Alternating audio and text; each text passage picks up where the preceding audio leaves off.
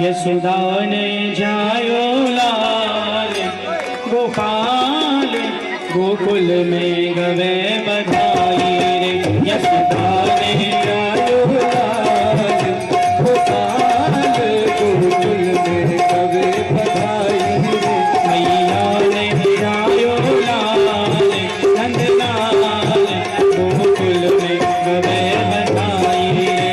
मैया ने जायो गोकुल में गवे बधाई रे। गोकुल में गवे बधाई रे। नंदगांव में गवे बधाई रे। नंदगांव में गवे बधाई रे। मैया ने यशोदा ने मैया ने जायो लाल गोपाल गोकुल में गवे बधाई रे। मैया ने जायो गोपाल गोकुल में गवे बधाई रे।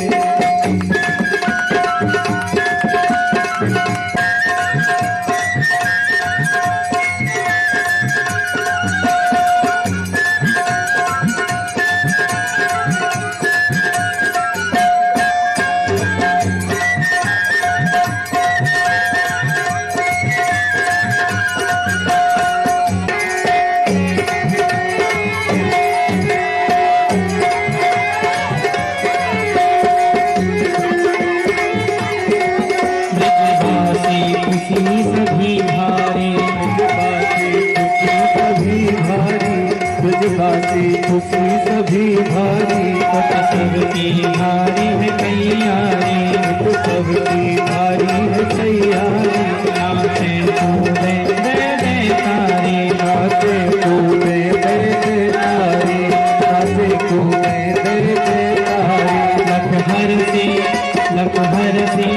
लखहर सी रहे गोपाल नंदलाल गोकुल में गवे बधाई रे। लखहर सी रहे गोपाल नंदलाल गोकुल में गवे बधाई रे। मैया ने जायो लाल गोपाल गोकुल में गवे बधाई रे। गोकुल में गवे बधाई रे। गोकुल में गवे बधाई रे। नंदगांव में गवे बधाई। नंदगांव में गवे बधाई। गोकुल में गवे बधाई रे। मैया ने जायो लाल गोपाल गोकुल में गवे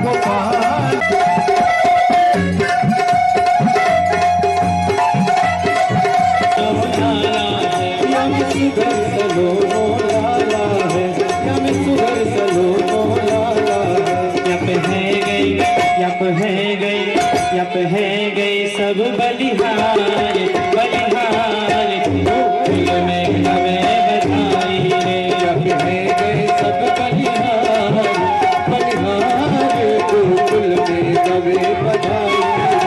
यशोदा ने जायो लाल गोपाल गोकुल में गवे बधाई रे। गोकुल में गवे बधाई रे। गोकुल में गवे बधाई रे। नंदगांव में गवे बधाई रे। नंदगांव में गवे बधाई रे। मैया ने यशोदा ने मैया ने जायो लाल गोपाल गोकुल में गवे बधाई रे। मैया ने जायो लाल गोपाल बलिहारी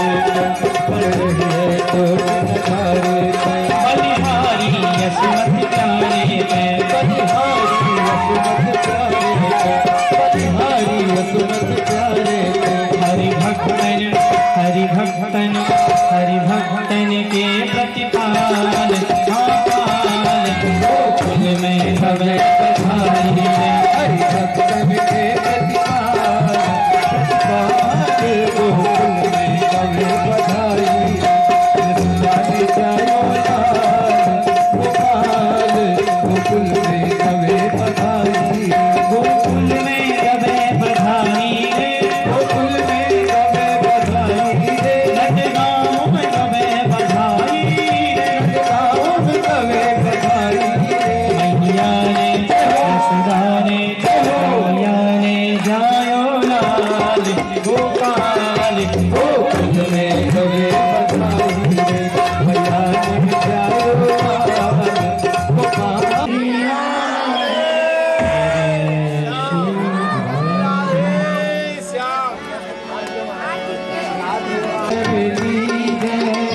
आरती बाल कृष्ण की जय।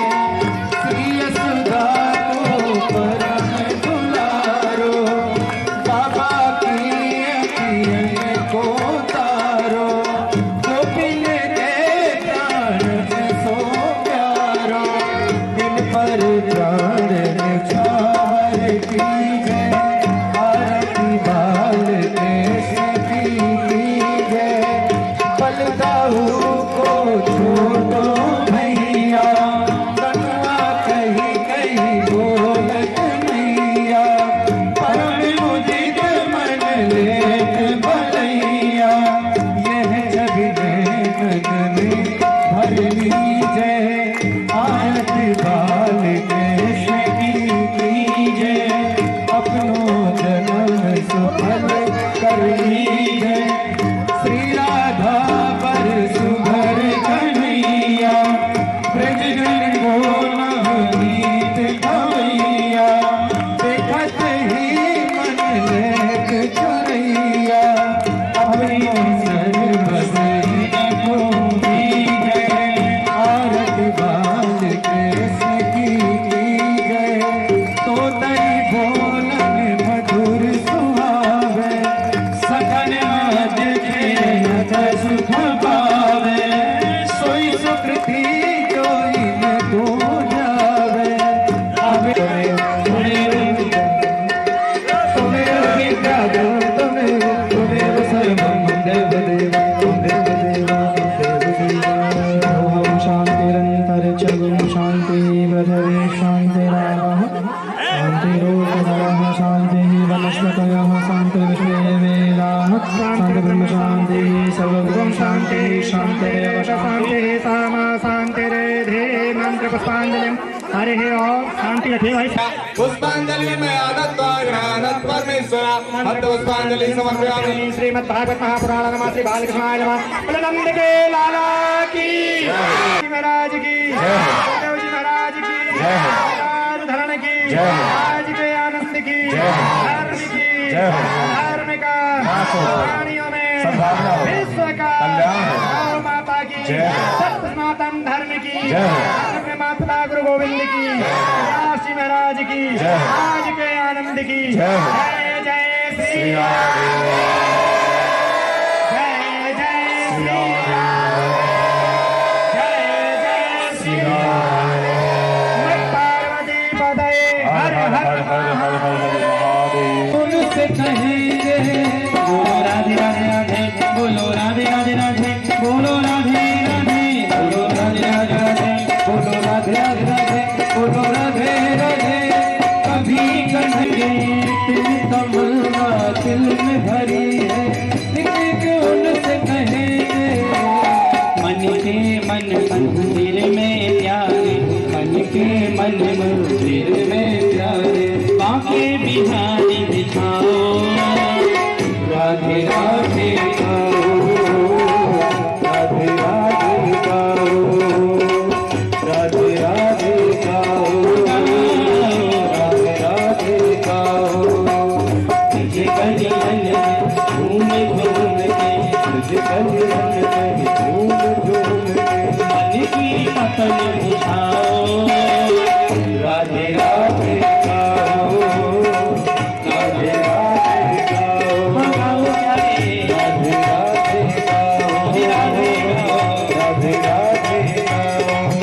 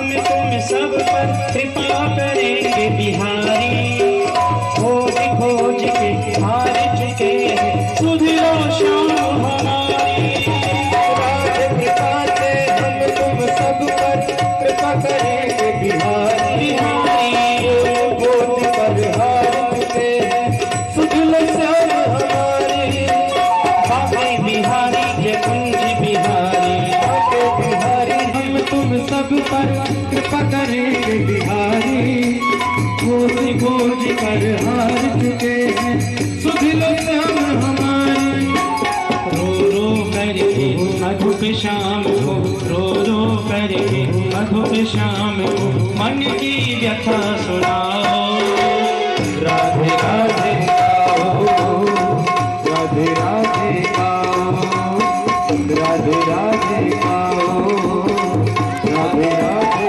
गाओ तुझे गली गली घूम घूम के मन की तमन बुझाओ राधे राधे गाओ राधे राधे गाओ राधे राधे गाओ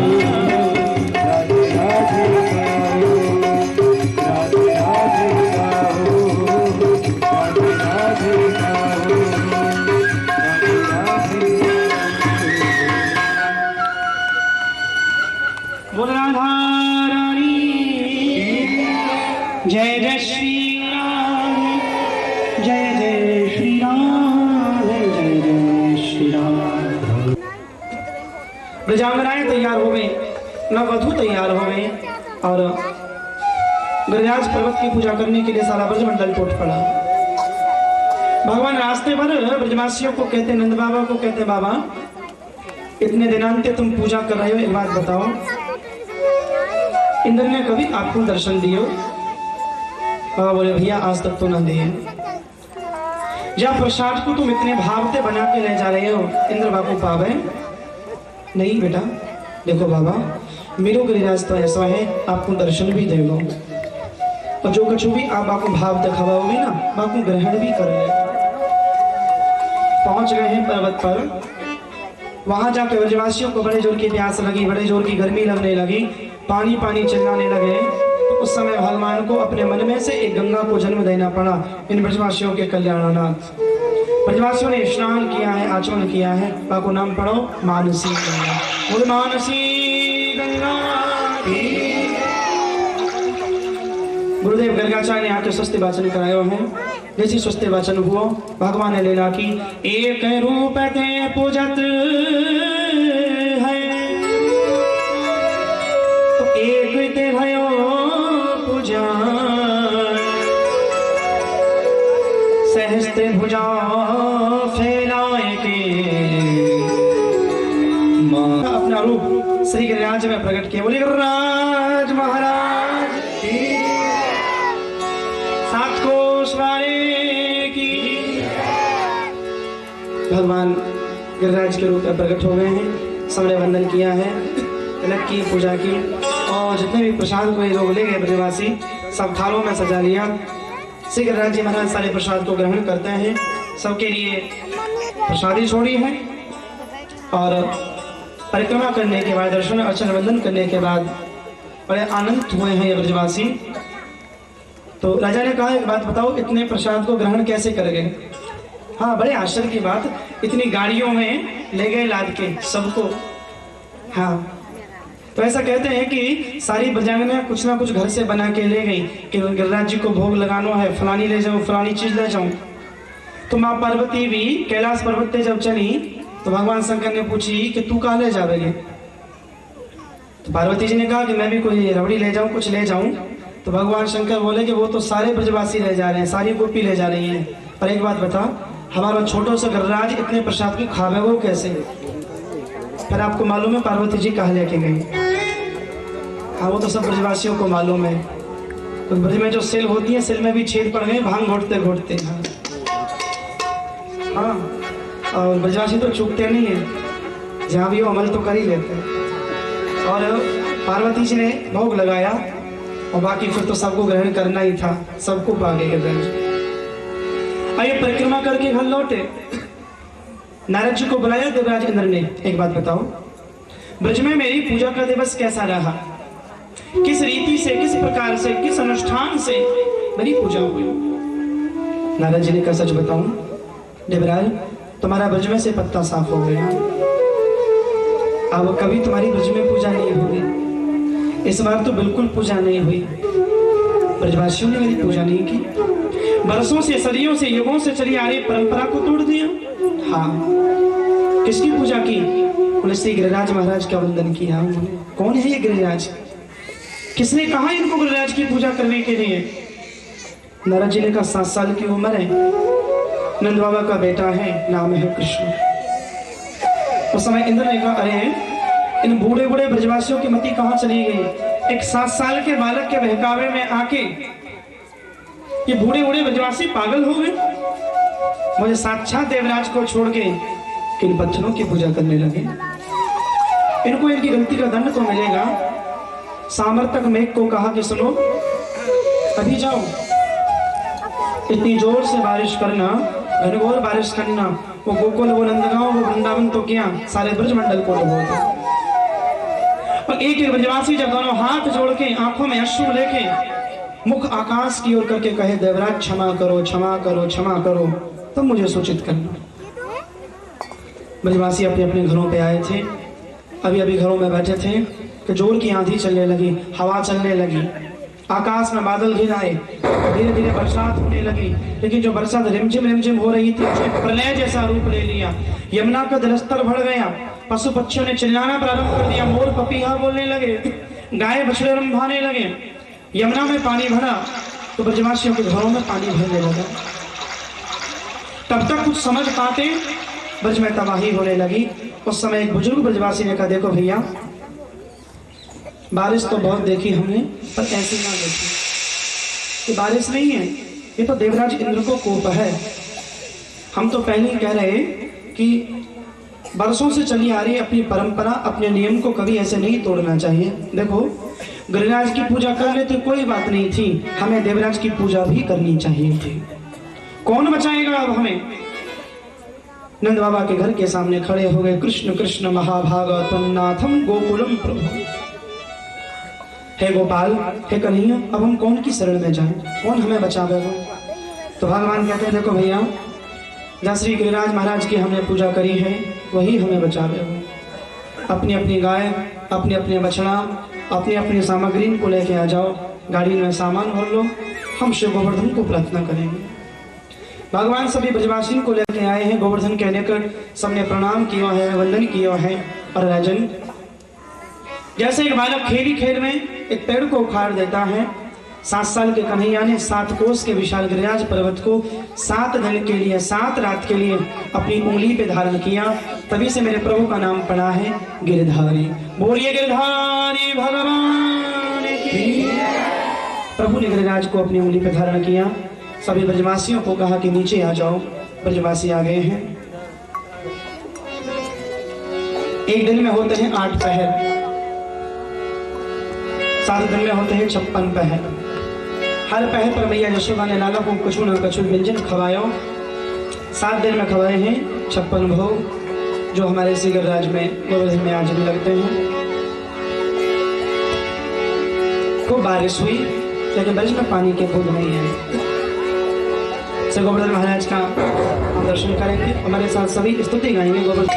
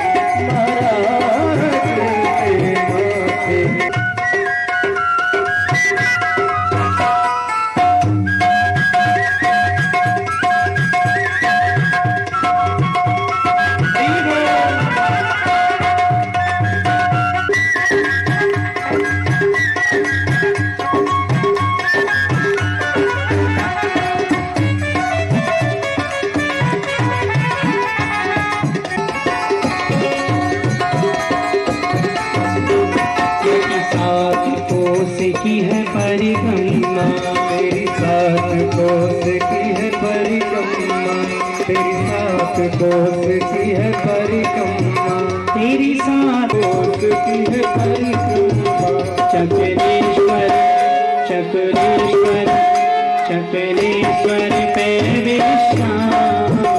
विश्राम तेरे माथे मुकुट विराजे। चक्रेश्वर पे विश्राम तेरे माथे मुकुट विराजे। तेरे माथे मुकुट विराजे हो, तेरे माथे मुकुट विराजे हो। श्री गोवर्धन, श्री गोवर्धन मेरे गोवर्धन महाराज, महाराज तेरे माथे मुकुट विराजे हो। श्री गोवर्धन महाराज, महाराज तेरे माथे मुकुट विराजे हो। गाइए सभी।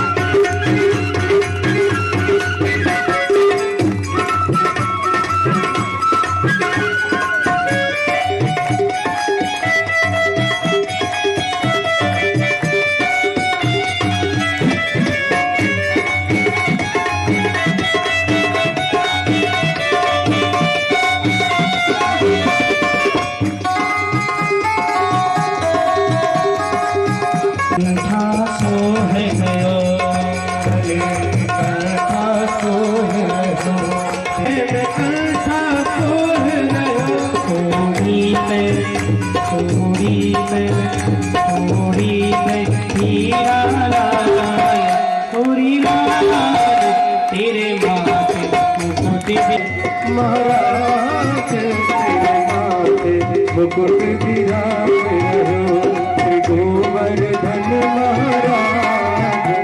महाराज तेरे माथे मुकुट विराजे रहो।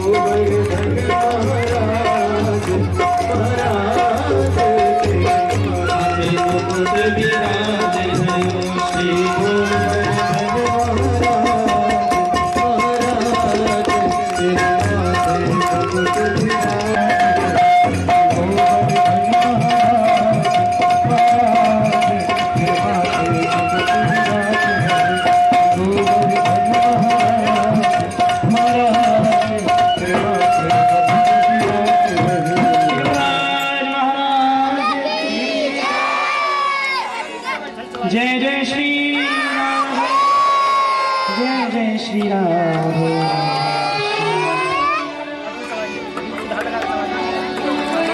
भगवान ने 7 दिन तक धारण किया श्री गोवर्धन महाराज को। सभी बलवान भगवान के साथ में खड़े होते हैं और भगवान को प्रार्थना भी करते हैं।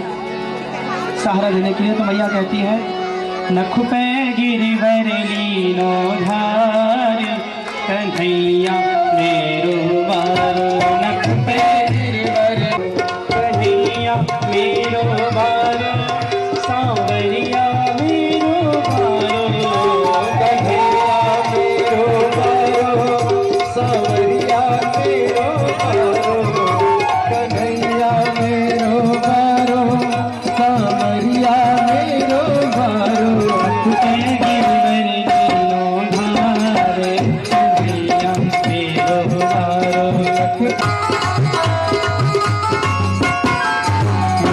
हे यशोदा मैया निकी जोर लगाओ मेरे भैया, जो कहे यशोदा मैया निकी जोर लगाओ मेरे भैया, जो कहे यशोदा मैया निकी जोर लगाओ मेरे भैया, मेरे घर में है बोझ अपार कन्हैया मेरो बारो, मेरे घर में है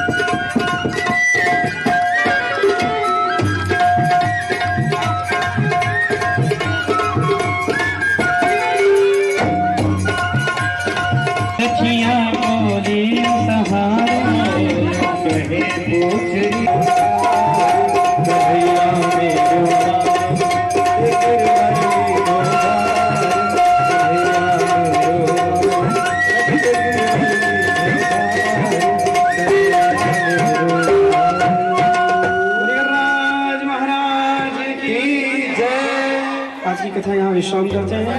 तेरी आरती गाऊंगा के बिहारी तेरी आरती गाऊं, हे गिरधारी तेरी आरती गाऊं, हे गिरधारी तेरी आरती गाऊं, आरती गाऊं लाला तेरे गुण गाऊं, आरती गाऊं प्यारे तेरे गुण गाऊं, तुझे बिहारी तेरी आरती गाऊं, बाबा के बिहारी तेरी आरती गाऊं, मोरे मुकुट तेरे शीश पे सोए, हरी बंसी छवि बलिहारी जाऊं, बाबा के बिहारी तेरी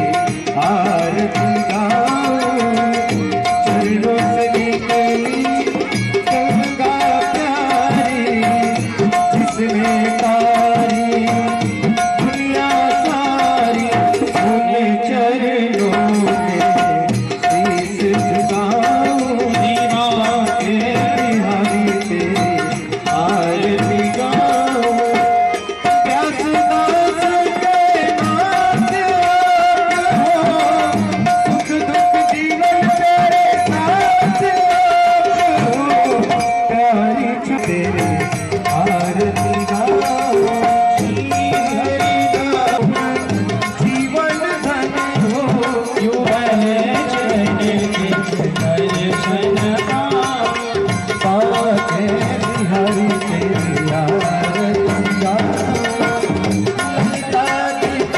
सब सखियां प्यारी, सब सोहे जसदान दुलारी, पास सदा करिया करी,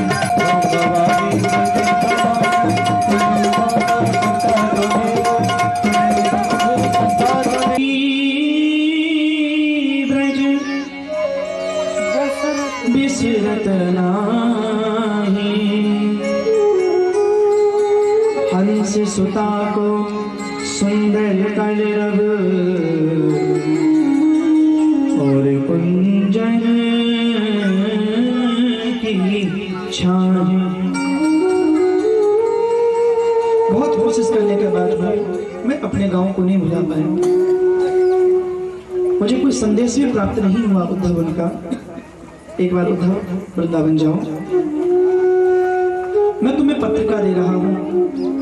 मेरे बाबा नंद को, मैया यशोदा को, ब्रजांगनाओं को, राधा रानी को, मदमंगल को, श्रीदामा को, विशाल को मेरी पत्रिका दे देना। उद्धव जी महाराज ने पहली बार ज्ञान के लिए प्रेम के शब्द सुने। गोविंद को कहते हैं, गोविंद आप कैसी बात कर रहे हैं? आज आपको हो क्या गए? ये कैसे अज्ञानी जैसी बात कर रहे हैं? ये कैसा वियोग, कैसी पीड़ा, कैसा विरह, कैसा प्रेम? परमात्मा को, ब्रह्म को भी कभी किसी की याद आती है। जीव किसी के लिए रोए तो समझ में आता है माया के अधीन है। माया तो तुम्हारी दासी है गोविंद, तुम भी रोते हो। पर कैसे आज बालकों जैसी बात कर रहे हो? सब जीवों के भीतर कृष्ण तुम ही तो हो। कैसा वियोग? जब सबके भीतर तुम हो तो वियोग तो कभी हो ही नहीं सकता। सर्वभूतेषु यः पश्येत्, श्रुति कहती है सबके भीतर परमात्मा है।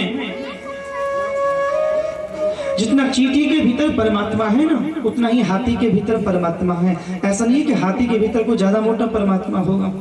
सबके भीतर जो तत्व है उतनी ही मात्रा में है गोविंद। पक्षियों की चहचहाहट में, नदी के कलरव में, पवन के वेग में जहां भी देखोगे आपकी ही तो आवाज है।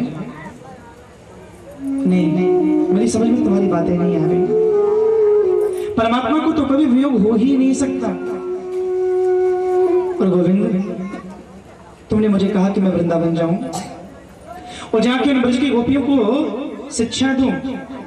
कैसी बात कर रहे हो गोविंद? और गांव के गमार लोगों के बीच में जाऊंगा, अनपढ़ और गमार ब्रजवासी, और मेरी भाषा को समझेंगे कैसे वो? मेरी संस्कृत की शैली को, अलंकार युक्त भाषा को वो गोपी समझ नहीं पाएंगे। नहीं, उन गवार ग्वालिनों के बीच में मैं जाऊंगा। द्वैत अद्वैत संकल्प विकल्प जब इनकी परिभाषा में उनके सामने कहूंगा, कैसे समझ पाएंगे वो? उद्धव जी महाराज को ज्ञान का इतना अभिमान, उन ब्रजांगनाओं को जब गंवार शब्द कहा तो मेरे प्रभु को बड़ा कष्ट हुआ। अरे उद्धव, तुम्हें अपने ज्ञान का इतना अभिमान, जिन ब्रज की गोपियों ने थोड़ी सी छाछ के लिए, माखन के लिए, रोटी के लिए परमात्मा को, परब्रह्म को अपने आंगन में नचा रखा है, उन गोपियों को उद्धव कहता है ये गंवार है, ये ग्वालिन पागल है। इतना अभिमान। शेष महेश दिनेश गणेश सुरेश भुजा निरंतर ध्यान, ताहि अनादि अनंत अखंड, अछेद अभेद सुवेद बता। नारद से सुख व्यास रटे, पछहार तऊ पुनि पारुना पावे। ताहि अहीर की छोहरिया, छचिया भर छाछ पे नाच नचावे। ग्वालिनों ने, जिन कन्याओं ने परमात्मा को अपने आंगन में नचाया हो, उद्धव कहता है वो गंवार है। भगवान कहते हैं उद्धव एक बार जाओ। बड़ी मुश्किल से भगवान ने उद्धव को तैयार किया। उद्धव ने कहा चला तो जाऊंगा, लेकिन एक दिन से ज्यादा नहीं रुकूंगा वहां पे, एक रात्रि रुक लूंगा वहां पे। भगवान कहते हैं उद्धव एक बार चले जाओ। तो उद्धव जी महाराज वृंदावन जाने के लिए तैयार हो गए। उद्धव ने कहा लेकिन वो ग्वाले ने मुझे पहचानेंगे कैसे? मैं कन्हैया का मित्र हूं। भगवान ने अपनी कांधे की काली कमरिया उतार के उद्धव के कंधे पे डाल दी। मेरी काली कामरिया जाके दिखाओगे ना तो पहचान जाएंगे। उद्धव ने कन्हैया की तरह माथे पे मोरपंख धारण कर लिया, मुकुट पहन लिया। एक एक चिट्ठी भगवान के द्वारा लेनी है। भगवान ने कहा जाना और सबको चिट्ठी दे देना। उद्धव जी महाराज चलने लगे। ज्ञान को मानने वाला, वेदांत को मानने वाला आज प्रेम की नगरी में प्रवेश करने लगा। राजा ज्ञान का अभिमान लेके उन भोली भाली गोपियों के पास जा रहे थे जिन्होंने अपने प्रेम के प्रभाव से जगत के बाप परमात्मा नारायण को अपने बंधन में बांधा है। जैसे ही प्रवेश किया, वृंदावन की सीमा में प्रवेश करते ही उद्धव जी के भीतर द्वंद्व मच गया। चले मथुरा से जब कुछ दूर, वृंदावन निकट आया, वहीं से प्रेम ने अपना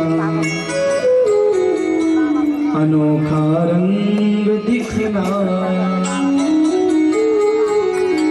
उलझ कर वस्त्र में कांटे लगे ऊधो को समझाए, तुम्हारा ज्ञान पर्दा फाड़ देंगे, हम प्रेम दीवाने। ब्रज की लता पता उद्धव जी के वस्त्रों से लिपट गई, मानो वो कहना चाह रही है, उद्धव है प्रेम जगत में सार और कोई सार नहीं है, तुम्हारा ज्ञान पर्दा फाड़ देंगे, हम प्रेम दीवाने। प्रवेश किया है। जब से कन्हैया ने वृंदावन का त्याग किया, एक प्रकार से वृंदावन अनाथ हो गया। भोले भाले ब्रजवासियों के पास जब उद्धव जी महाराज आए, उनकी पीड़ा को देखा। ये ब्रजवासी कहते हैं, उद्धव हमारे पास तो था ही क्या, हम लोग तो पहले से ही गरीब थे, लेकिन कृष्ण जब हमारे जीवन में आया था, लगा था कि बहुत बड़ी संपदा मिल गई, लेकिन जब से वो संपदा अक्रूर हमसे छीन के चला गया, सच बताएं हम ही गरीब नहीं हुए, पूरा वृंदावन गरीब हो गया। जब से कन्हैया वृंदावन को छोड़ के गया, हम अनाथ हो गए। सनाथ तो तब तक ही थे जब श्याम सुंदर हमारे पास था। ब्रज की गायें खड़ी हो जाती हैं यमुना के किनारे। कन्हैया जब वृंदावन में थे, गैया भटक जाती थी तो बंसी बजा के कन्हैया इन गैयाओं को अपने पास बुला लेते थे। अब ये गाय खड़ी खड़ी इंतजार करती हैं, शायद हमारे कृष्ण बंसी बजाएं। यमुना का कल्लब करता पानी शांत हो गया। नारद जी महाराज एक बार आए थे वृंदावन, कार्तिक का महीना था और श्री राधा रानी को मिलने के लिए गए। तो जब राधा रानी को मिलने के लिए गए तो वहां जाके देखा कि जो राधा रानी की सखी है ललिता विशाखा, कार्तिक के महीने में राधा रानी के ऊपर यमुना जी का जल डाल रही हैं, भर भर के पानी लाती हैं, राधा रानी के ऊपर डाल देती हैं। जिस कंबल से राधा रानी की सर्दी को दूर किया जाना था, उस कंबल को यमुना जी के जल से गीला कर दिया। नारद जी कहते हैं, गोपियों बावरी तो नहीं होगी तुम, इतने घोर सर्दी में तुम राधा रानी के बिस्तर को यमुना जल से गीला कर रही हो, कंबल को गीला कर रही हो। तो ललिता विशाखा ने कहा, नारद जी क्षमा करना, ये प्रेम वालों की बातें हैं, आप जैसे बुद्धिमानों की समझ में नहीं है, आप जाओ। हम जानते हैं कृष्ण विरह की जो ज्वाला है राधा रानी के हृदय में इतनी जोर से धधक रही है और उस चरमोत्कर्ष पे पहुंच चुकी है जहां प्रियतम के मिलने से ही वो शांत होगी। हमें डर है अगर श्याम सुंदर ना मिले तो कहीं ये विरह अग्नि राधा रानी के शरीर को न जला दे। बार बार हमें ख्याल रखना पड़ता है। प्रणाम करते हैं नारद जी महाराज इन गोपियों को। एक चित्र बनाया था राधा रानी ने एक बार, कन्हैया की याद में रोते रोते ऐसा चित्र बना कि जिसने चित्र को देखा आंखों से अश्रु निकल पड़े थे, मानो चित्र बोलने वाला हो, चित्र जीवंत तो हो गया हो। राधा रानी ने सबको वो चित्र दिखाया, बड़े खुश हुए। लेकिन नंद बाबा को जब वो चित्र दिखाया था, आंखों में आंसू आ गए थे नंद बाबा के, साकार हो उठा था कृष्ण। बेटी सच में तूने बहुत अच्छा चित्र बनाया, ऐसे लग रहा है जैसे चित्र अभी बात करेगा। लेकिन नंद बाबा कहते हैं राधा एक बात कहूं बेटी, बुरा मत मानना, चित्र तो तैने बहुत अच्छा बनायो, एक कमी रह गई चित्र में। चित्र के पूरे अंग तैने बनाए, लेकिन बेटी राधा तैने यह चित्र के पाम नहीं बनाए, और बिना पाम के तो चित्र अपूर्ण है। रो पड़ी थी राधा। नंद बाबा को कहा बाबा मैं जानती थी आप ये बात मुझे जरूर कहोगे, और मैंने जानबूझ के ही इस चित्र के पांव नहीं बनाए बाबा, क्योंकि इन्हीं पांवों से चल के मेरा कृष्ण एक दिन मुझे वृंदावन से छोड़ के चला गया था। इन्हीं पांवों से तो मथुरा जाके कृष्ण ने वृंदावन और ब्रजभूमि का त्याग किया था। बाबा या चित्र के अगर मैं पांव बना दूं तो कल को ये चित्र भी मुझको छोड़ के चले गए हो, मैं कौन के भरोसे रहूंगी? नहीं बाबा मैं चित्र के पांव नहीं बनाऊंगी, ये मेरे जीवन को आधार है, जानबूझ के मैंने चित्र के पैर नहीं बनाए हैं बाबा। उन्हें विरह के सागर में रहने वाली ब्रह्मणियों को आज ज्ञान की शिक्षा देने के लिए उद्धव जी पधारे। नंद यशोदा को प्रणाम किया था, यमुना का किनारा था और यमुना के किनारे ये उद्धव जी महाराज स्नान कर रहे थे। वहां पे एक भ्रमर आ गया और भ्रमर ने आके वहां पे गीत गाना शुरू कर दिया। उद्धव जी महाराज स्नान करके उस भ्रमर के गीत को सुन रहे थे। गोपियां स्नान कर रही हैं, स्नान करके बाहर आ गई। वहां पे आके उस भ्रमर ने शोर मचाना प्रारंभ किया। एक कोने में खड़े खड़े उद्धव जी महाराज भ्रमर के उस बात को सुन रहे थे। जब इस भ्रमर ने गीत गाना प्रारंभ किया तो लड़ पड़ी ये गोपियां उस भ्रमर से। अरे भ्रमर कौन है तुम? हमें लगता है अरे भ्रमर तू उसी कपटी कृष्ण का मित्र है। देख तेरी शकल भी सांवली है, उस कृष्ण की शकल भी सांवली थी। तू भी गीत गा रहा है, वो कृष्ण भी गीत गाता था। भगवान की बातें हमसे मत करना। उदो हमें ना ज्ञान से कहिए, जे वेद मैंने श्याम हमको वैसी कथा बताइए। उदो हमें ना ज्ञान सिखाइए, उदो हमें ज्ञान ना सिखाना, हम प्रेम दीवाने हैं। बात करनी है तो केवल कन्हैया की बात कर, बाकी मत कर। पहले तो बहुत कुछ कड़वा बुरा भला कहती रही कन्हैया को। बुरा भला जब कह गई फिर उद्धव जी को हाथ जोड़ के कहती है काम करना उद्धव, जो कछु भी हमने कही है ना हमारे कन्हैया को जाके मत बताना। एक सखी तो कह रही कन्हैया ने कौन सा अच्छो काम करो, यादव कुल मैत्यो कहा सगाइन को टोटो कियो काम कोटो बरी कुबरी बेकाम की। अरे कन्हैया ने कौन सा अच्छो काम करो है, पूरे यादव कुल को नाश कर दियो। कौन सी सगाइन की कमी, रिश्तेन की कमी ही, वह टेढ़ी कुब्जा ते ब्याह कर लियो मैंने, जात की ना पात की। लेकिन गोपी को लगा मैं ज्यादा बोल गई, तो कहती है गोपी हमारे श्याम सुंदर को मत कहना। ये सच है उद्धव, कृष्ण ने हमें बर्बाद कर दिया, लेकिन हम करें भी क्या? उस कृष्ण के बिना हमें मन भी तो नहीं लगता। एक गोपी के घर में आग लग गई थी, और जब गोपी के घर में आग लग गई, घर का सारा सामान जल गया। चौराहे पे आ गए, भोजन बनाने के लिए भी कुछ नहीं बचा। आसपास के मोहल्ले से आटा दाल चावल उस गोपी ने इकट्ठा किया। चौराहे पर खड़े होकर उसने चूल्हा बनाया, और खाना बनाने के लिए जब गोपी तैयार हुई तो चूल्हा जलाने के लिए उसके पास अग्नि नहीं थी, आग नहीं थी। तो ये गोपी दूसरों के घर में गई और दूसरी गोपियों से जाके कहती अरे सखी थोड़ी सी आग देवेगी मुझको, थोड़ी सी अग्नि देवेगी? बोले कहा करना है कि मुझको चूल्हा जलाना है। तो बाकी की गोपियों ने कहा एक बात बता, जा आग ने तेरा सारा घर जला दियो, जा अग्नि ने तुमको बर्बाद कर दियो, जाकी वजह से तू चौराहे पे आ गई। अरे सखी वह आग को तो फिर मांग में चली आई, वह अग्नि को फिर मांग में आई है। तो गोपी ने कहा सच है, आग ने मेरा सारा घर जला दियो, अग्नि ने मुझको बर्बाद कर दियो, पर कहा करूं क्या वैरन आग के बिना काम भी तो ना चले। चूल्हा जलाने के लिए अभी तो आग चाहिए। उद्धव और कृष्ण ने हमको बर्बाद कर दिया, हमको छोड़ के चले गए और कहा करें बाकी बात सुने बिना हमको आनंद भी तो ना आवे। उद्धव जी महाराज ने अपना ज्ञान वहां पे लिया। हे नाथ हे रमानाथ ब्रजनाथातिनाशय मग्न मुंदर गोकुलम ब्रजीनाथ।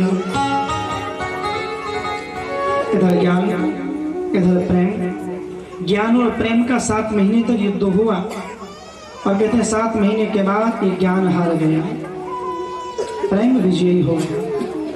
7 महीने के बाद उद्धव को होश आया कि मैं तो कन्हैया से एक दिन की कह के आया, 7 महीने हो गए, कन्हैया मेरा इंतजार कर रहे होंगे। लेकिन ये वो उद्धव नहीं थे जो ज्ञानी थे, हठी थे, अहंकारी थे, ये प्रेमी थे, रसिक थे। 7 महीने के बाद जब उद्धव जी को होश आया तो हाथ जोड़ के यमुना के किनारे खड़े होकर प्रार्थना कर रहे थे कि आसाम हो चरण रे जो शाम हम वृंदावने की मपिगुल मलतो सधीना या दुस्त्यजम स्वजन मार पथम चहित्वा भेजुर मुकुंद पदवीं शतभेद विज्ञान। यमुना के किनारे खड़े होकर भगवान से प्रार्थना कर रहे थे, हे परमात्मा जीवन की केवल एक ही इच्छा है, अब आशा एक ही आशा है, अब मुझे कहीं जन्म मिले तो श्रीधाम वृंदावन में मिले। अच्छा उद्धव कहते हैं अगर मानव का जन्म मिले तो मेरा सौभाग्य, अगर गोविंद पशु पक्षी बनाओ तो भी वृंदावन में बनाना। चरण रेणु बड़ी अच्छी बात कही है, जंगल में कोई पेड़ पौधा बना देना ताकि चरण रेणु इन ब्रज की गोपियों के चरणों के रेणु मेरे मस्तक पे लगती रहे। वृंदावने की मपगुलमल, कोई लता पता मलत औषधि नाम, औषधि बना देना। या दुष्टजन सजन हमारे पथम चहित्वा, जिस पथ से ब्रज की गोपियां रोज जाती हैं उस पथ के किनारे का कोई ईंट पत्थर बना देना। क्यों? भेजो मुकुंद पदवी, जिस मुकुंद को, जिस परमात्मा की पदवी को प्राप्त करके या जिस ज्ञान में स्थित हो गए हैं उस मुकुंद की मुझको भी अनुभूति हो जाए। आए तो गोपियों को ज्ञान की शिक्षा देने के लिए थे, बाद में कहते हैं चुपचाप गोपियों को प्रणाम करके चल दिए। किसी ने कहा कि चरण नहीं छुओगे, बोले चरण छूने के तो काबिल ही नहीं हूं मैं। बंदे नंद ब्रज स्त्रीणां, भैया बंदे, इनको बंधन करता हूं, इनके पैर कैसे छूं, मैं लायक नहीं हूं। बाद में संशोधन करके बोले कि पैरों को छूने के लायक तो नहीं हूं।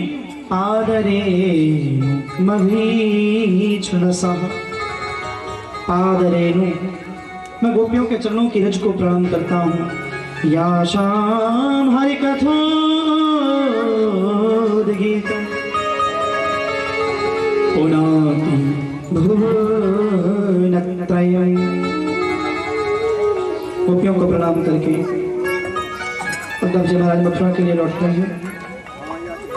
जैसे मथुरा लौटे हैं, भगवान के यहाँ प्रवेश किया तो कहते हैं भगवान ने अपने कक्ष में प्रवेश करते उद्धव को कहा कि आइए वेदांत जी महाराज, सिखा आए गोपियों को ज्ञान और वेदांत।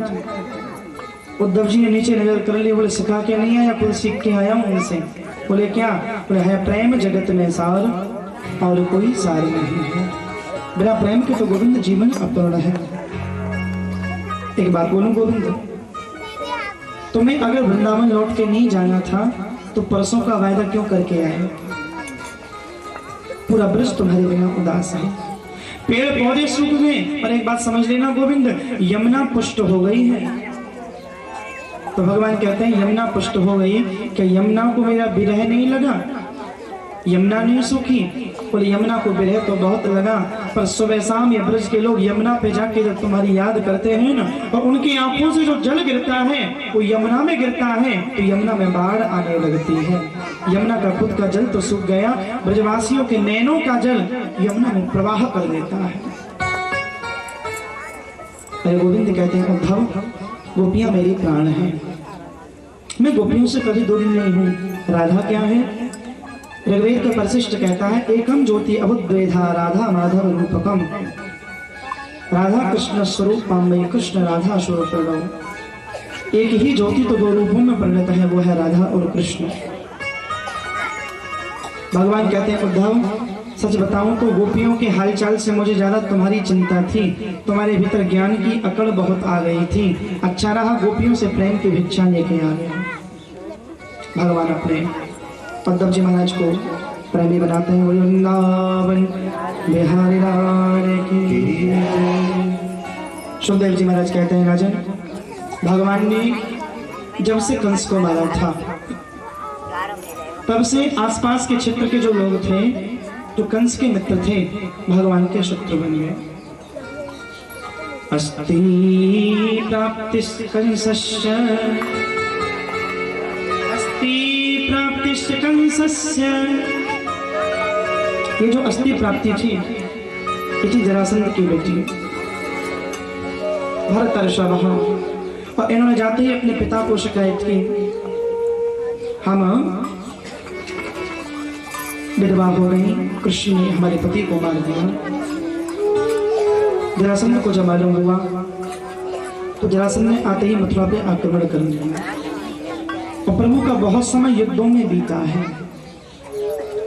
17 बार कहते हैं जरासंध लड़ने के लिए आया और 17 बार ही वृंदावन बिहारी ने जरासंध को पराजित कर दिया। लेकिन 18वीं बार की एक ऐसी लीला है, भगवान स्वयं मैदान छोड़ के भागे हैं।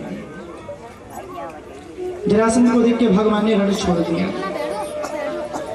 भागवत में ही ऐसा वर्णन है कि 18वीं बार जब ये आया था तो अपने यहाँ कुछ ब्राह्मणों को जब पे बिठा के आया, अब की बार कुछ ऐसा करो कि कृष्ण की हार हो जाए। तो भगवान ने विचार किया कि अब की बार मुझे हार ग्रहण करनी पड़ेगी, ब्राह्मणों का वचन मिथ्या ना हो। तो भगवान मैदान छोड़ के भाग गए हैं। और यहाँ पे भगवान का नाम पड़ता है, बोली रण छोड़ भगवान की। भगवान मैदान छोड़ के भागते हैं। भगवान ने देखा कि मथुरा वासियों के लिए रोज संकट आ रहा है और मेरे व्यक्तिगत संबंध, व्यक्तिगत कारणों की वजह से मथुरा के लोग रोज दुखी होंगे तो ठीक नहीं है। रात्रि में ही भगवान ने समुद्र के भीतर एक नगरी का निर्माण कराया जिसका नाम हुआ द्वारिका।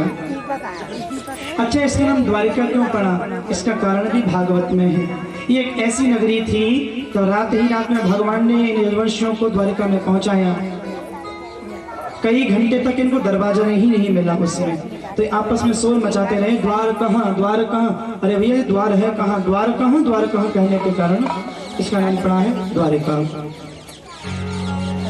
कालियवन लड़ने के लिए आया और कालियवन को भगवान देख के गुफा में छिप रहे हैं जहाँ पे मुचकुंद सो रहा था। भगवान ने मुचकुंद के ऊपर जाके अपना पीतांबर ओढ़ा लिया, कोने में छिप गए। कालियवन ने आते ही मुचकुंद के ऊपर लात मार दी। जैसे ही मुचकुंद जगा, मुचकुंद ने दुपट्टा हटाया, सामने कालियवन था। एक ही बार में कालियवन भस्म हो गए। भगवान की स्तुति की, विमोहितोऽयं जनईशनाय त्वदीयया त्वां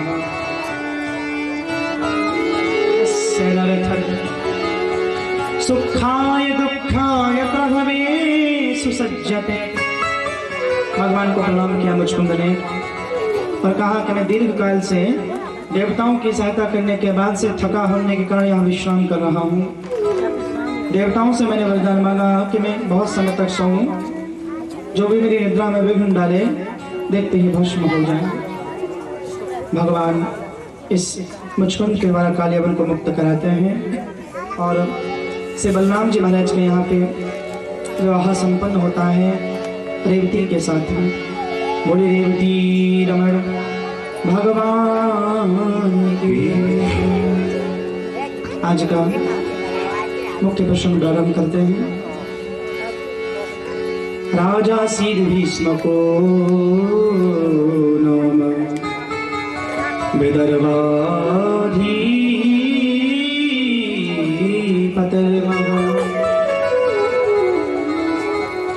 भगवान कृष्ण और माँ रुक्मिणी का मंगल विवाह उत्सव का प्रसंग है। विदर्भ में एक राजा निवास करते थे जिनका नाम था भीष्म। इनके 5 पुत्र थे।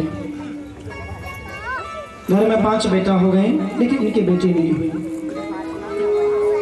और जब इनकी बेटी नहीं हुई तो ये ब्राह्मणों के पास जाकर प्रार्थना करते हैं कि मेरे घर में एक बेटी भी तो होनी चाहिए। नदी में स्नान कर रहे थे, और जब नदी में स्नान कर रहे थे तो कमल के फूल पर इनको एक छोटी सी कन्या बैठी मिल गई। उसी कन्या को उठा के ये अपने घर में ले आए हैं। कन्या का नाम रखा है रुक्मिणी। और ऐसा हमारे आचार्य कहते हैं कि रुक्मिणी का जन्म मां के गर्भ से नहीं हुआ था, रुक्मिणी का जन्म कमल के फूल से हुआ था। ये रुक्मिणी जब पहले जन्म में सीता थी तब भी इनका जन्म मां के गर्भ से नहीं हुआ, तब भी कहते हैं जमीन में से जन्म हुआ। और यही सीता रुक्मिणी जब लक्ष्मी के रूप में थी तब भी मां के गर्भ में से नहीं आई, तो भी समुद्र मंथन के समय समुद्र में से ये प्रकट हुई थी। ये कभी किसी के गर्भ से जन्म लेके नहीं आई। रुक्मिणी घर में आ गई। धीरे धीरे रुक्मिणी बड़ी हुई थी। पिता ने अच्छी तरह से पाला पोषा। छोटी सी थी रुक्मिणी जब एक बार घर में नारद जी महाराज आए थे। नारद जी महाराज ने वीणा पे कन्हैया की कथा जब दरबार में गाई तो कृष्ण कथा को सुन के रुक्मिणी का मन गोविंद की तरफ हो गया। गोविंद के साथ आत्मीय संबंध बन गया। प्रभु को इसने अपना पति मानना शुरू कर दिया। रुक्मिणी जब बड़ी हो गई, हमारे भारत में एक परंपरा थी जिसको कहते थे हम स्वयंवर। और स्वयंवर की परंपरा का अर्थ है कन्या को पूरा अधिकार था स्वयं वर। अपने वर का चुनाव करने के लिए कन्या पूरी तरह स्वतंत्र थी। पहले भारत में स्वयंवर होते थे, जो उसे बलवान, रूपवान, कुलवान, शीलवान लगता माला पहना देते। तो पिता ने एक दिन 5 बेटों को बुला के कहा, देखो बेटी अब बड़ी हो गई, शादी कर देनी चाहिए। और मेरी समझ में तो एक वर है। कौन? पिता ने कहा कृष्ण। हमारी बेटी रुक्मिणी उसको चाहती भी है। तो बड़े बेटे ने कहा, पिताजी किस कृष्ण की बात कर रहे हो? वो गांव का ग्वालिया, वो माखन चोर, चीर चोर, चित चोर, रड़ चोर।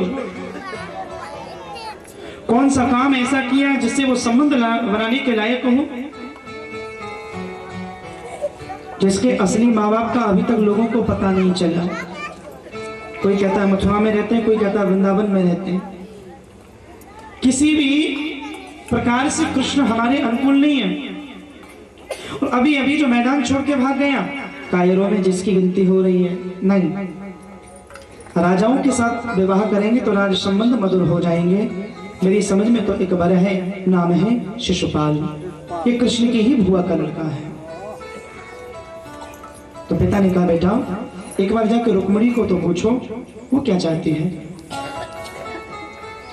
तो बड़े बेटे ने कहा कि रुक्मिणी तो वही करेगी जो हम कहेंगे। रुक्मिणी की अनिच्छा के बावजूद जबरदस्ती शिशुपाल के लिए टीका भेज दिया गया।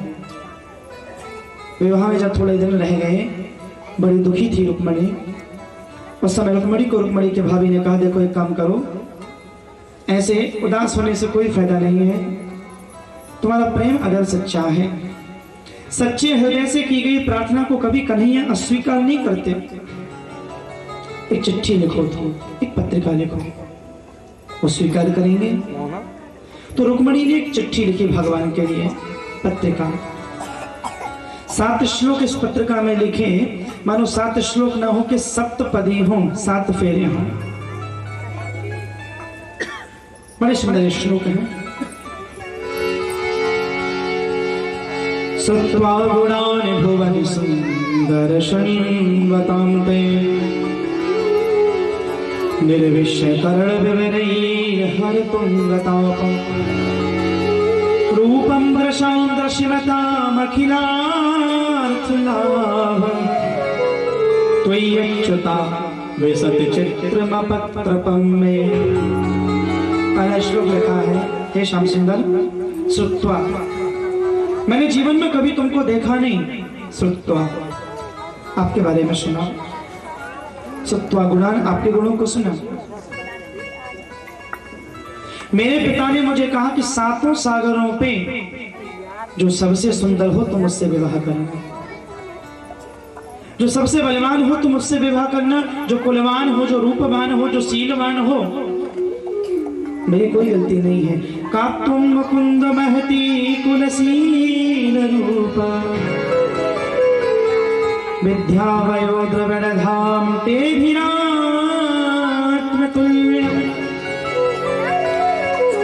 धीरापति कुलवती न व्रणीत कन्या, काले निशिंग नरलोक मनोभीरा। और जब मैंने 7 समुद्रों पे ध्यान से देखा तो मैं क्या करती, तुम्हारे बराबर हरि केवल एक बार ही पति का वर्ण करती है, और मानसिक रूप से मैंने तुम्हें पति मान लिया। तो काले निशिंग नरलोक मनोभिरामम, शेर के सामने सिंह अगर उसका भाग लेके भाग जाए तो शेर के लिए बहुत शर्म की बात है। तन्मे भवान खलु रतः पतिरं, महावीर भाग्यमविमर्शतु चेदयारा, गोमायुवन मृगपतेर्बलिमं भुजच्छ। मेरा भाई मेरा विवाह जबरदस्ती शिशुपाल के साथ करना चाहता है, टीका भेज दिया है। जीवन का एक प्रण है, विवाह करूंगी तो तुम्हारे साथ, नहीं तो विष खा के प्राण त्याग कर दूंगी। अब तुम कहोगे रुक्मणी तुमको मैं लेने कैसे आऊंगा, तुम तो महल में रहती हो। तो सुनो तरीका भी आपको बताती हूँ। अब तरीका भी बताया कि अंतः पुरांतरचरी मणिहात्य बंधुस, त्वामुर्वहे कथमिति प्रवदाम्य पायम्, पूर्वे ध्वरस्त महती कुलदेवी यात्रा, यस्यां नववधू गिरिजामुपेया, यस्यां नववधू गिरिजामुपेया। परंपरा है ना, नववधू विवाह के दिन गौरी पूजन करने के लिए मंदिर जाती है, तो मैं भी गिरिजामुपेया मंदिर जाऊंगी, वहीं पे आना, मेरा हरण कर लेना। पंडित जी चिट्ठी लेकर द्वारका पहुंच गए। पंडित जी ने जाके भगवान को चिट्ठी दी, और जैसे कन्हैया ने वो चिट्ठी पढ़ी तो पंडित जी महाराज ने कहा कि प्रभु अब मैं जाऊं, आप देख लेना जो आपको उचित लगे। तो भगवान ने कहा जाऊं नहीं, बोले हम भी अभी चल रहे हैं, दाऊ भैया और सबको बुलाओ, चलो बारात लेके। ये बारात लेके पहले ही चलते हैं। और कई बार तो मुझे लगता है संभवतया दुनिया की ऐसी पहली बारात होगी कि शादी तो किसी और के साथ में तय हुई, इनकी बारात सबसे पहले पहुंच गई। अब जैसे ये कुंदनपुर में पहुंचे, बड़ा छोटा सा गांव है ये विदर्भ में, बड़ा सुंदर। 2-3 साल पहले जब मैं नागपुर में कथा के लिए गया था, तब ये रुक्मणी का गांव देखा था मैंने, कुंदनपुर इसका नाम है, बड़ा छोटा सा। अभी भी वहां पे वो मंदिर है, और जहाँ गौरी पूजन किया था वो दृश्यशाला देखा, कहाँ से भागे कैसे, जो भी वहां पे श्रुति स्मृति जो भी होगा देखा मैंने वो। तो भगवान बारात लेके पहले कुंदनपुर आ गए। अच्छा, राजा को तो भीतर से बड़ी खुशी हुई, कृष्ण आ गए, लेकिन रुक्मणी के बड़े भाई को नहीं हुई। तो राजा ने तो स्वागत सत्कार भी कर दिया, तो बड़ा बेटा पिताजी से लड़ बैठा, बोले इस कृष्ण को किसने बुलाया? पिता ने कहा बेटा नौता तो मैंने भी नहीं दिया था इसे। हाँ, स्वयंवर का मतलब ही ये होता है कि बिना सूचना के कोई भी आ सकता है। तो एक राजा का ये कर्तव्य है, राजधर्म है कि दूसरा राजा अगर उसकी सीमा में आए यथोचित सम्मान दिया जाना चाहिए। लेकिन रुक्मणी के भाई को चिंता लग गई। उसी दिन से रुक्मणी जहाँ पे रुकी हुई थी महल के चारों तरफ सेना खड़ी कर दी। क्यों? बोले भैया कृष्ण जहाँ आता है वह चोरी जरूर होती है, कृष्ण आए और चोरी ना हो ये तो बड़ी मुश्किल बात है। हाथ में थाली लेके पूजन के लिए रुक्मणी चल दी। बहुत सखियां चारों तरफ, बहुत सखियों को कितने पैदल सैनिकों ने घेर लिया, और उन पैदल सैनिकों को घोड़े पे बैठे सैनिकों ने घेर लिया बड़ी सुरक्षा के साथ। हाथ में थाल लिया है, धीरे धीरे नंगे पैर बढ़ाए हैं। रुक्मणी पार्वती जी की मंदिर पहुंची है, यही मेरे कृष्ण को आना है। नमस्ते त्वमकं भिक्षुं स्वसंतानयुतांसिनं भूयात् पतिर्मे भगवान् कृष्णस्तदनुमोदितम्। जय जय वीरवर राज किशोरी,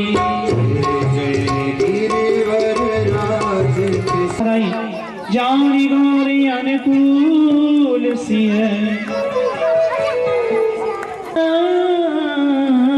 जाय कर मंजुल मंगल वामन फरकन लगे, वामन फरकन लगे।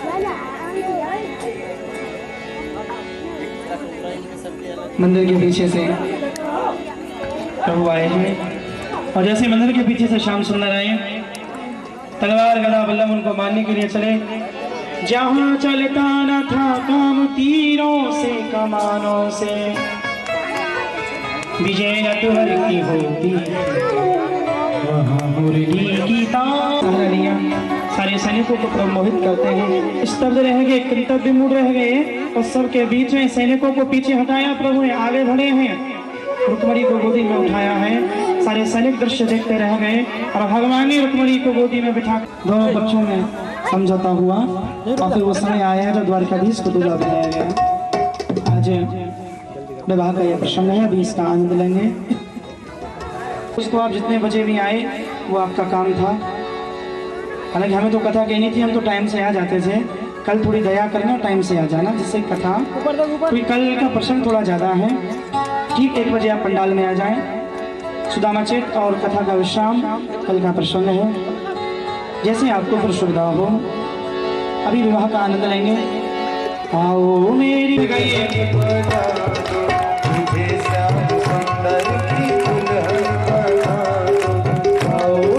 सखियों मुझे मेहंदी लगा दो, आओ मेरी सखियों मुझे मेहंदी लगा दो, मेहंदी लगा दो मुझे ऐसी सजा दो, लगा दो मुझे ऐसी सजा दो, मुझे श्याम सुंदर की दुल्हन बना दो।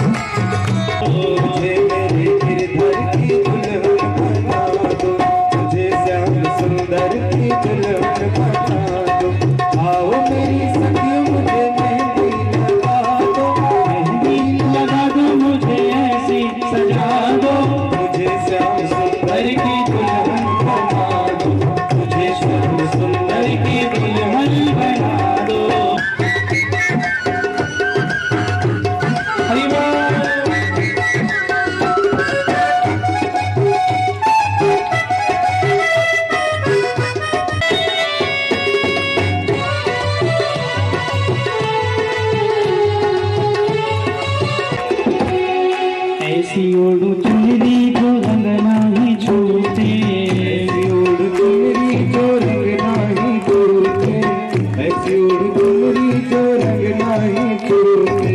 प्रीति का धागा कबहू न टूटे, प्रीति का धागा कबहू न टूटे, प्रीति का धागा कबहू न टूटे।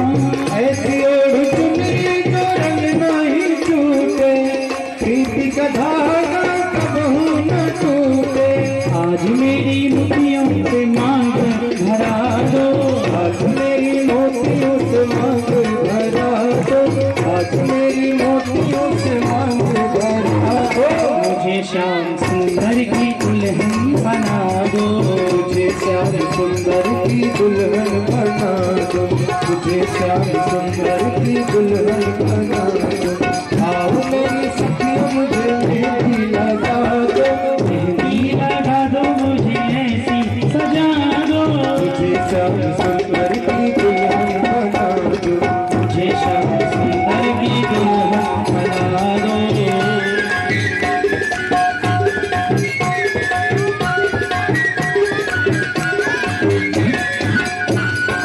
श्री राधे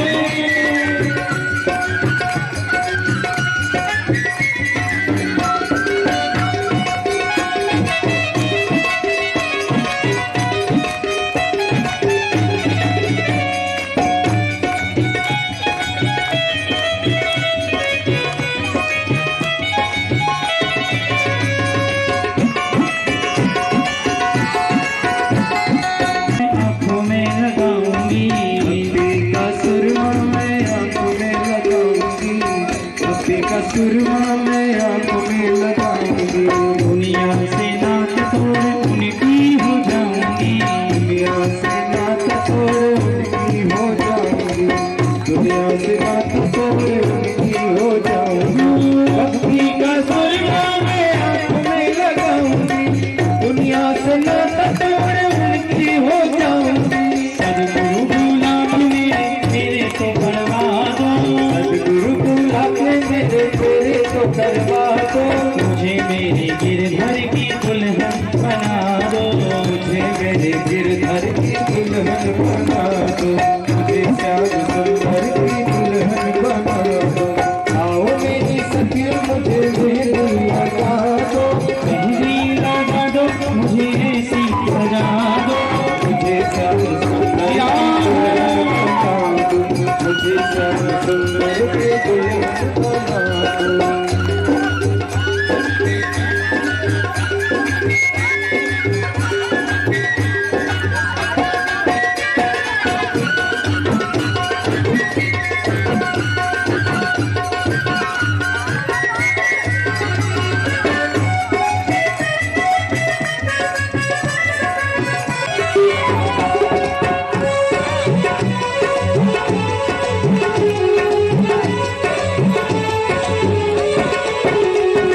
कांध पग घुंघरू मैं उनको रिझूंगी, पग घुंघरू में उनको रिझूंगी, एक एक तारा मैं शाम शाम गाऊंगी, श्याम श्याम गाऊंगी। पग पग घुंघरू में उनको रिझूंगी, लेके एक तारा मैं श्याम श्याम गाऊंगी। सदगुरु बोला के डोरी सीधा तो करा दो, सदगुरु बुला के डोली सीधा तो करा दो। मुझे श्याम सुंदर की दुल्हन बना दो, मुझे श्याम सुंदर की दुल्हन बना दो, मुझे मेरे गिरधर की दुल्हन बना दो, मुझे मेरे गिरधर की दुल्हन बना दो, मुझे श्याम सुंदर की दुल्हन बना दो, मुझे श्याम सुंदर की दुल्हन बना दो, मुझे श्याम सुंदर की दुल्हन बना दो, मुझे श्याम सुंदर की दुल्हन बना दो, मुझे वृंदावन बिहारी नाम अबे और न देर लगाना, सवरिया मेरे घर आना, सवरिया मेरे घर आना। ताली से बताइए मेरे घर आना, सवरिया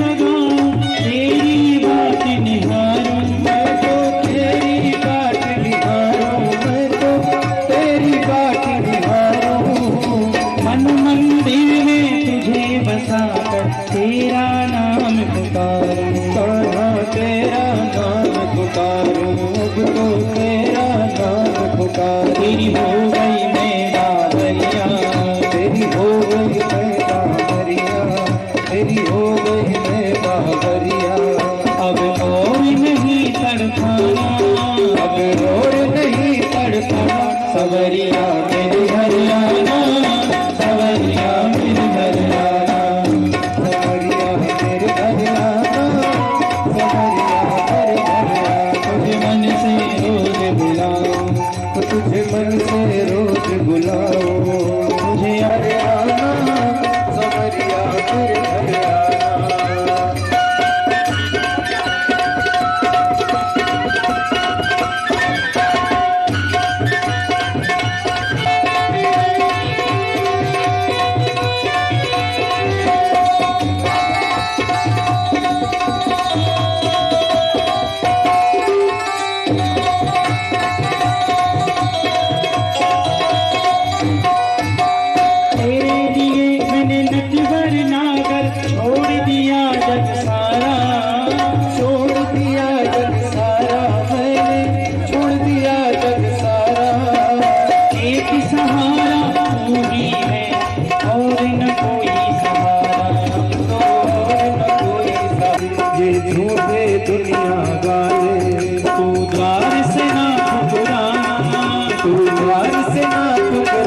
सवरिया मेरे घर आना, सवरिया मेरे घर आना, सवरिया मेरे घर आना, सवरिया मेरे घर आना।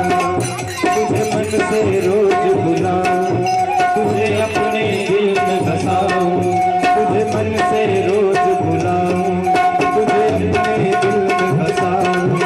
अब और न मेरी लगाना, अब और न तेरी लगाना, सवरिया मेरे घर आना, सवरिया मेरे घर आना, सवरिया मेरे घर आना, सवरिया मेरे घर होए, सवरिया मेरे घर आना, सवरिया मेरे घर आना, सवरिया मेरे घर आना, सवरिया मेरे घर आना, सवरिया मेरे